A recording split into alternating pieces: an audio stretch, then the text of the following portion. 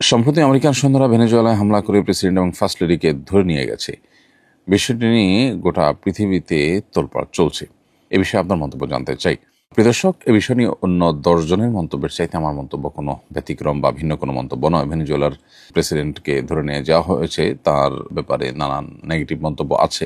সে দেশের মানুষ তার উপর অসন্তুষ্ট, তিনি বলপূর্বক তাদের উপরে শাসন কার্য পরিচালনা করছেন, বামধারার রাজনীতিকরণ ইত্যাদি ইত্যাদি।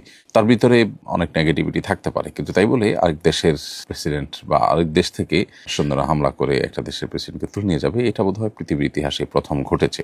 তথাকথিত সভ্য পৃথিবীতে এই প্রথমবারের মধ্যে এমনটি ঘটেছে। স্ত্রী সহ রাতের গভীরে তার প্রাসাদ থেকে তাকে ধরে নিয়ে গেছে। অবশ্য তার দেশের বেশ কিছু মানুষের বিশ্বাসঘাতকতা এটার জন্য দায়ী বলে বিভিন্ন সংবাদ মাধ্যম উঠে এসেছে। মূলত আমরা সবসময় বলি মব এটা অনুচিত, আইন হাতে তুলে নেওয়া অনুচিত, আইনের প্রতি শ্রদ্ধাশীল থাকতে হয়।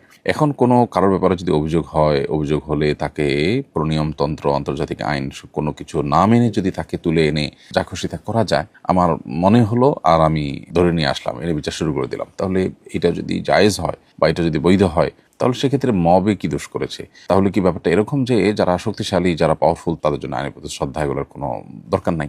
আদতে তাই, বাস্তবে তাই। বর্তমান বিশ্ব পরিস্থিতির আলোকে সেটাই চলছে মূলত।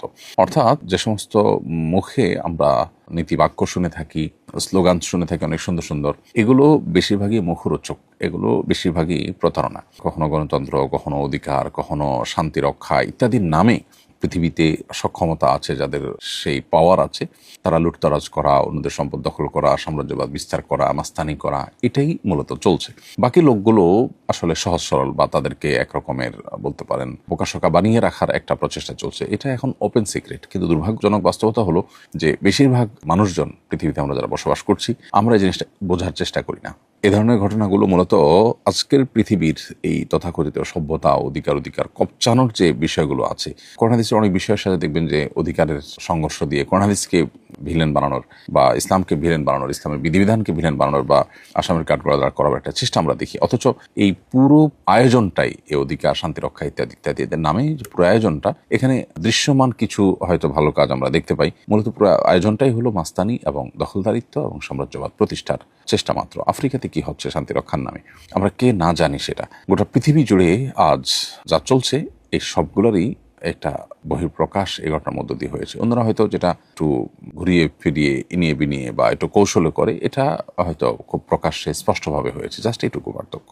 তো পৃথিবীর মানুষের জন্য আসলে ইসলামী যে সমাধান, অন্য কোনো বিষয়ে যে অন্য কোনো ইজম বা মতবাদে বা অন্য কোনো ধারণা পৃথিবীতে প্রতিষ্ঠিত হওয়ার মাধ্যমে মানুষের যে শান্তি প্রতিষ্ঠিত হবে না, প্রকৃত অধিকার প্রতিষ্ঠিত হবে না, সেটা সমস্ত ঘটনার মধ্য দিয়ে আবারও পরিষ্কারভাবে বুঝে আসে। জাতিসংঘের মতো এরকম একটা প্রতিষ্ঠান যদি এই ধরনের একটা ঘটনা যদি কার্যকর পদক্ষেপ নিতে না পারে, তাহলে এই সমস্ত প্রতিষ্ঠানের আসলে কার্যকরিতা কতটুকু, সেটা যথেষ্ট প্রশ্ন করবার সুযোগ আছে।